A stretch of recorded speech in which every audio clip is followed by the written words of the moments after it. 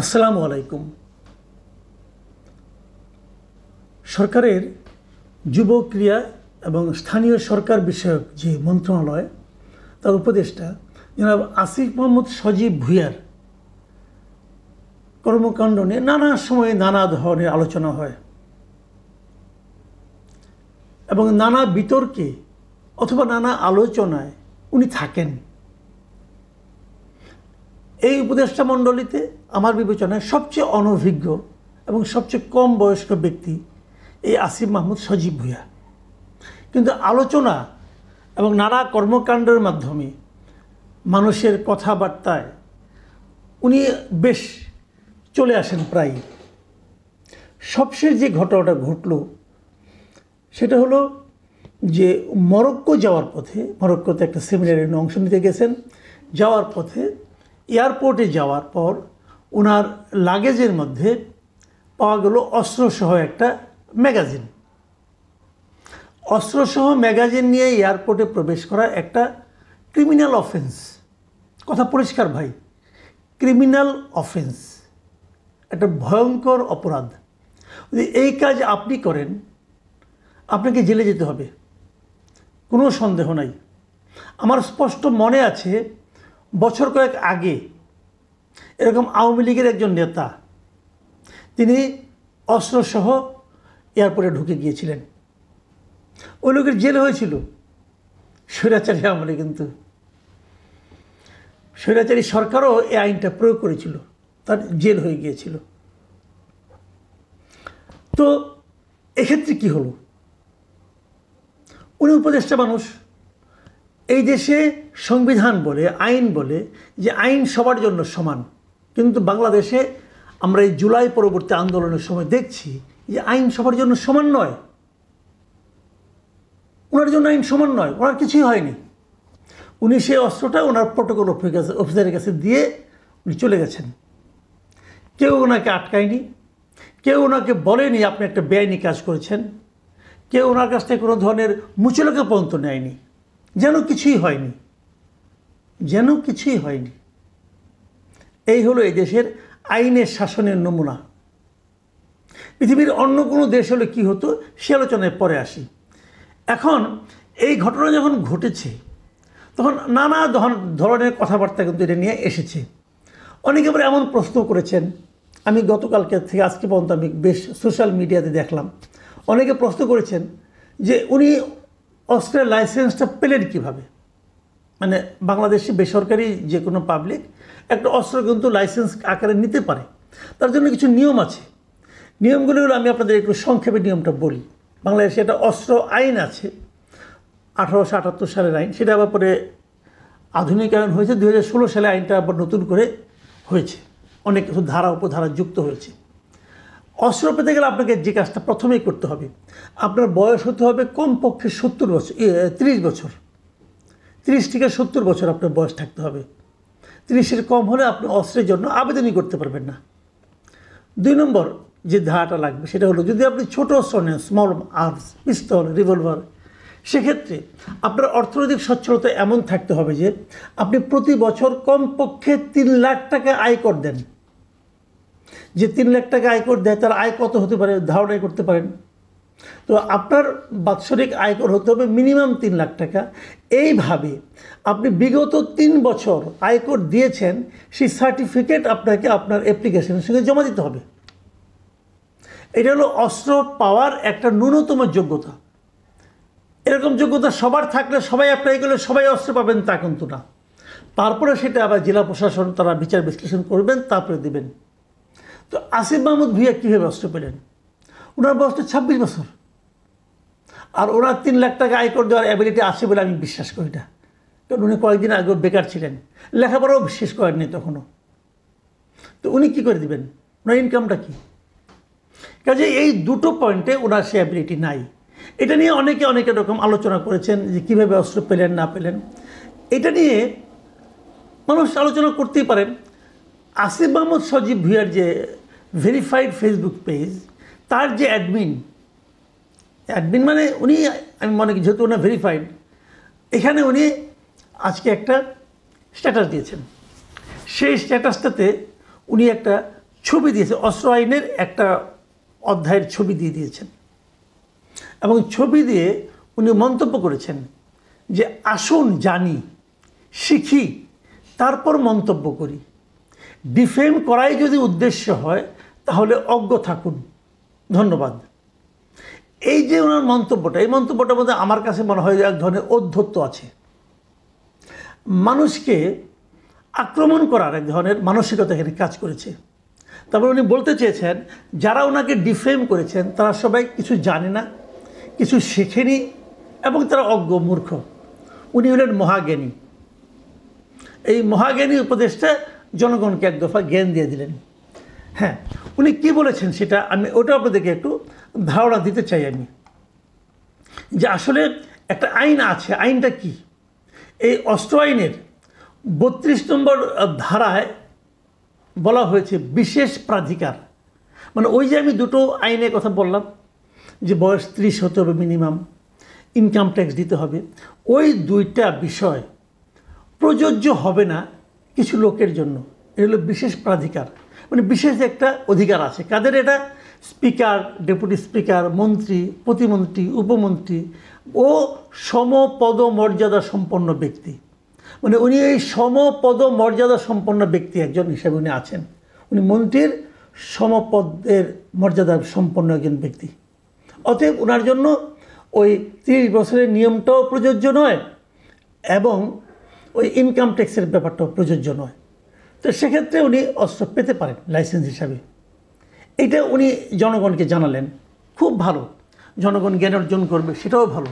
কিন্তু আসিফ মাহমুদ সাহেব, আপনাকে আমি একটা কথা বলি, আপনি যখন জনগণকে জ্ঞান অর্জন করতে দিলেন তখন জনগণ কিন্তু আপনি যতটুকু দেখাবেন ততটুকু পরেই থেমে যাবে না, তারা আরও একটু পড়তে চাইবে। যেমন আমি নিজে অস্ত্র আইনটা জানতাম না, আমার জানার কোনো প্রয়োজন পড়ে নাই। আমি কখনো ভাবিনি যে আমি অস্ত্র নিব, আর যদি ভাবতামও আমি নিতে পারতাম না। আমি প্রতি বছর 3 লাখ টাকা আয়কর দিতে পারি না, আমার এত ইনকাম না, কাজে আমি পারতাম না। আমি তো মন্ত্রীও না, কাজে ওটাও আমি বিশেষ প্রাধিকারও আমি পেতাম না। তো আপনি বলাতে আমি এটা পড়েছি। 32-এর পরে হয় 33 নম্বর ধারার 33-এর খ,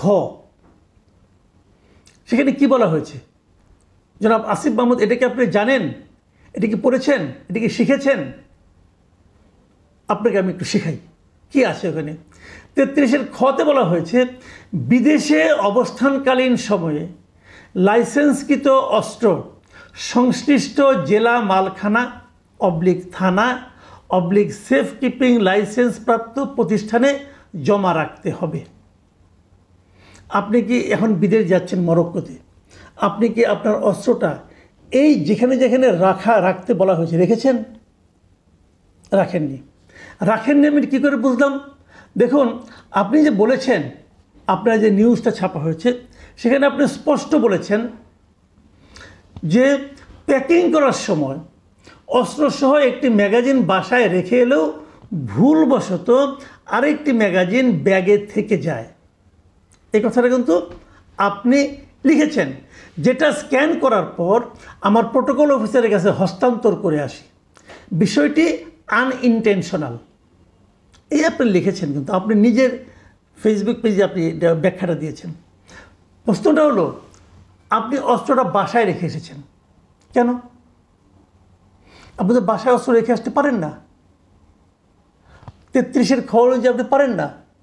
আপনি অস্ত্র নিয়েছেন, অস্ত্র সংক্রান্ত আইন জানবেন না? আপনি তো অস্ত্র রাখার যোগ্যতাই নেই আপনার। আপনি তো ওটা অন্যায় করেছেন, ক্রিমিনাল অফেন্স। এটা একটা ক্রিমিনাল অফেন্স আপনি করেছেন। কেন রেখে আসছেন বাসায়? অস্ত্র এমন একটা জিনিস, আপনি অস্ত্রের কোনো একটা পার্ট কারো হাতে হস্তান্তর করতে পারবেন না। এটা আপনার ব্যক্তিগত, আপনার বাবাকে দিতে পারবেন না, আপনার মাকেও দিতে পারবেন না। এটা কি আপনি জানেন? আপনি তো জ্ঞান অর্জন করার জন্য জনগণকে মাঠে নামাই দিলেন। জনগণ কিন্তু মাঠে নেমে গেছে। আমার মতো লোক যখন নামছে, অনেক লোকই নামছে। তো জ্ঞান অর্জন করতে পারলাম যে আপনি একটা ক্রিমিনাল অফেন্স করছেন। তারপর আপনি কী করছেন? আপনি যে ম্যাগাজিনটা আপনার কাছে ধরা পড়েছে সেটা আপনি আপনার প্রোটোকল অফিসারকে দিয়ে দিয়েছেন। আপনি ওই ম্যাগাজিনটা আপনার প্রোটোকল অফিসারের কাছেও দিতে পারেন না। আপনাকে জমা দিতে হবে আপনার নিকটবর্তী থানায়। আপনি প্রোটোকল অফিসার যে ওখান থেকে নিয়ে বেরিয়ে গেল, তাকে তো যে কোনো সময় অ্যারেস্ট করতে পারে পুলিশ। তুমি এটা পেলে কোথায়? কোনো আইন নেই। আপনি উপদেষ্টা না, কি আসে যায় রে ভাই? কি আসে যায় উপদেষ্টা? উপদেষ্টা চলতে কী হয়েছে? আপনি বাই চান্সই উপদেষ্টা হন আর নির্বাচন করেই হন, যেভাবেই হন, বাংলাদেশের আইন অনুযায়ী আপনার এই উপদেষ্টা মূল্যের কোনো মূল্য নাই যদি আপনার হাতে একটা এরকম বেআইনি অস্ত্র থাকে। আর উপদেষ্টার অস্ত্র বলে যদি প্রোটোকল অফিসার নিয়ে যায়, তার তো জীবন রিস্ক। এখন ওটা ছিনতাই হয়ে যেতে পারত। আপনি কী করলেন বলেন? আইন মেনেছেন? আপনারা আইনকে কি মনে করেন? আইন কি আপনাদের পকেটে থাকে চীনাবাদাম? ইচ্ছা হলো খাইলাম, ইচ্ছা হলো ফটো এলাম, ইচ্ছা হলো কাউকে দিয়ে দিলাম।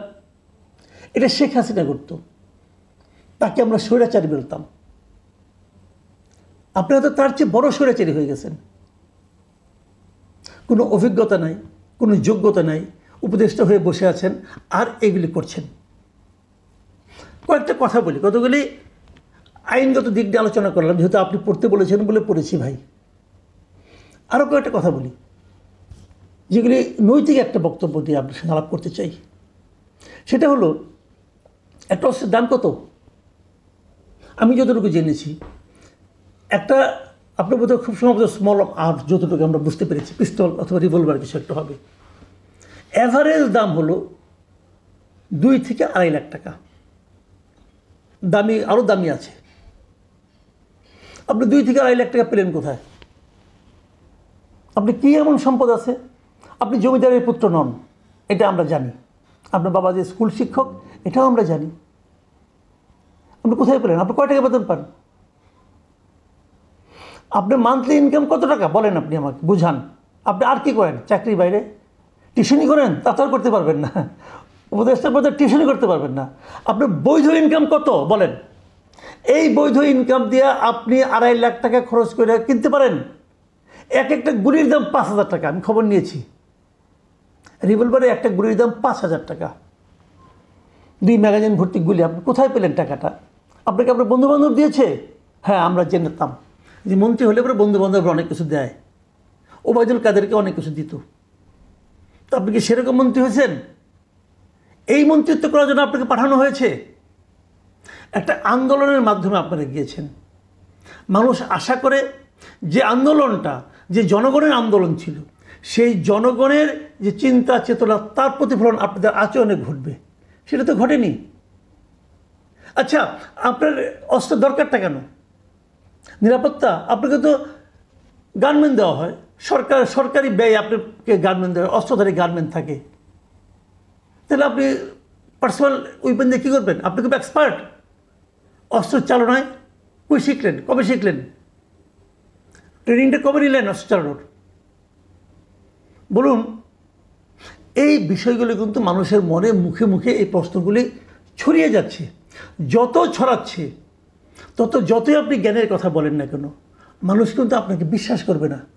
মনে রাখবেন একটা কথা, যে আপনার সরকার প্রধান বলেছে যে ফেব্রুয়ারিতে নির্বাচন হতে পারে। ফেব্রুয়ারি না হোক, এপ্রিল, মে, কবে হবে জানি না। যদি এপ্রিলেও ইলেকশন হয়, এপ্রিলের পরে আপনি কিন্তু পাবলিক।